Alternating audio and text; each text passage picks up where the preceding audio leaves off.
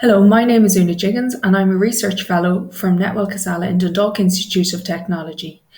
Today I'm presenting a paper in which we examine the accuracy of heart rate measurements obtained from wrist-worn devices. So to begin with a bit of background, we all know that regular physical activity and exercise are essential for health and well-being. However, many of us fall short of the recommended targets for physical activity, with more than 1 in 4 adults globally being classified as physically inactive. Wrist-worn devices are becoming an increasingly popular means of tracking physical activity and have been shown to help people increase their physical activity levels. Many of these devices use PPG technology to estimate heart rate, allowing for the intensity of exercise to be monitored. However, inaccurate measurements from these devices can put the user at risk of under or over training. Therefore, it is important to test and validate these devices before they can be recommended for use. So in our study, we sought to examine 2 wrist-worn devices, namely the Empatica E4 and the Apple Watch Series 5, and assess the validity of heart rate measurements obtained from these 2 devices. We evaluated the devices in a controlled laboratory environment and also in the real world during activities of daily living. These devices were selected for our evaluation as they were readily available and required testing prior to being used in other studies. So we conducted a laboratory cross-sectional study to examine the accuracy of heart rate measurements obtained from the Empatica E4 and the Apple Watch during treadmill exercise. In addition, we conducted a single subject validation study to collect continuous real-world data to validate the devices. So in the laboratory, a convenient sample of healthy volunteers participated. Participants wore both devices for the duration of their exercise protocol. The Empatica E4 wristband was positioned on the right wrist, while the Apple Watch was worn on the left. A Polar H10 heart rate sensor was used as the criterion measure of heart rate in this study. Heart rate was recorded using each device while the participant initially sat quietly at rest for 5 minutes.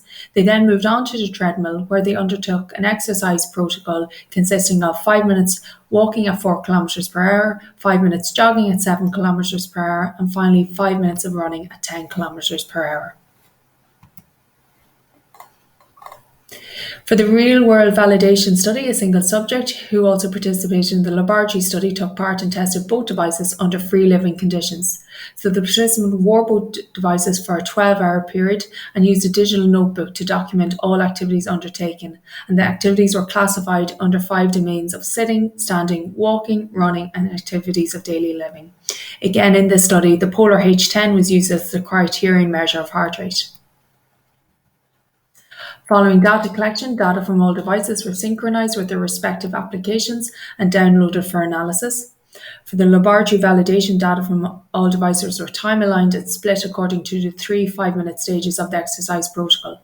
The average heart rate for each of these 5-minute stages was then calculated for each device. Data collected from all devices during the real-world validation study were also time-aligned, and this time they were split according to the 5 activity domains. The data collected in the laboratory were tested for normality using the Shapiro-Wilk test. Device accuracy was established by calculation of the difference between heart rate measurements during each stage of the laboratory treadmill and during each activity domain during the real-world validation. We calculated the mean bias and upper and lower limits of agreement. An agreement between each device and the Polar H10 was also visualized using the Bland-Altman plot. Mean absolute percentage error values were calculated, and we also used the Spearman rank correlation coefficient to determine the strength of the relationship between the Polar H10 in each of the device measurements.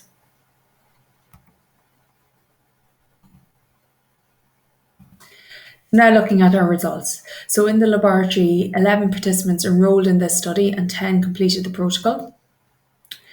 The table in this slide presents the correlation coefficients, mean bias, 95% limits of agreement, and mean absolute percentage errors for both devices during each stage of the treadmill protocol.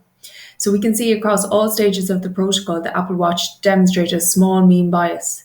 The Apple Watch demonstrated significant strong correlations with the Polar H10 device during the 4 km per hour stage and the 7 km per hour stage of the protocol. The Empatica E4 device, on the other hand, exhibited weak correlations during all stages. It overestimated heart rate during the 4 kilometre stage, and grossly underestimated heart rate during both the 7 kilometre and 10 kilometre stage of the exercise protocol.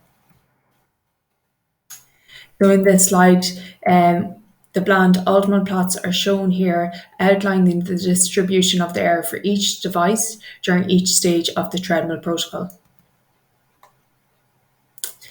So now looking to the results of the real-world validation study. For both the running and sitting activity domain, the Apple Watch demonstrated a small mean bias and significant, moderately strong to strong correlations with the Polar H10. However, the Empatica E4 device exhibited weak correlations across all activity domains. The Empatica E4 device overestimated heart rate during each activity domain, except for during the running activity, where it underestimated heart rate with an error rate of 28%.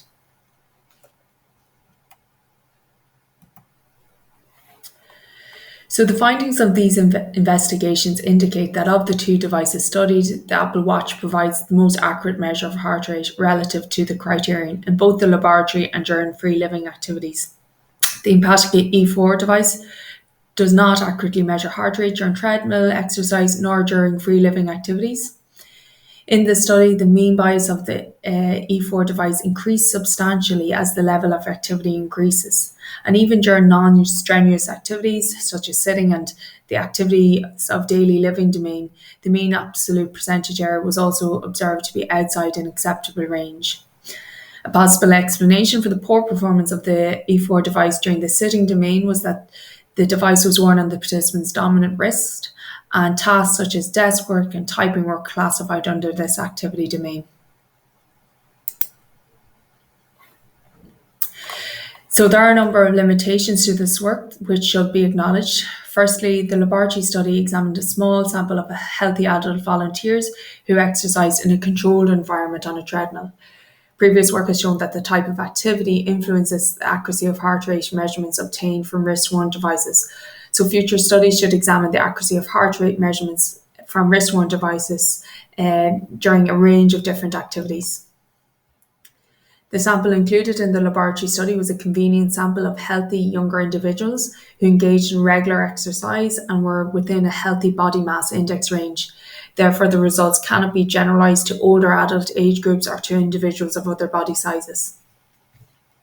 The real-world validation study only included a single subject, and while this may be viewed as a limitation, it also allowed us to control demographic variables and other potential confounding factors. This single subject study should be replicated across a number of subjects, and the results should be meta-analysed. In both investigations, we used the Polar chest strap to provide the criterion measure of heart rate, and a 12-lead ECG is considered the gold standard measurement of heart rate. Another shortcoming of this work is that the differences in the sampling rate used by the devices. So both the E4 device and the Polar H10 collected data at a frequency of 1 Hz. However, the Apple Watch required heart rate data at a variable frequency rate. Comparisons between the Apple Watch and the Polar H10 were performed for each match timestamp, and this may have produced more favourable results for the Apple Watch. So to conclude, in this study, we found that the Apple Watch produced accurate heart rate measures during treadmill exercise. In addition, the Apple Watch produced measurements of heart rate during free living activities, which were all within an acceptable error range. The Empatica E4 device, however, did not produce accurate measurements of heart rate and appears to be compromised by motion artifact. Further research should be conducted to establish the accuracy of the Apple Watch in clinical populations before it can be recommended for use in a healthcare or rehabilitation context.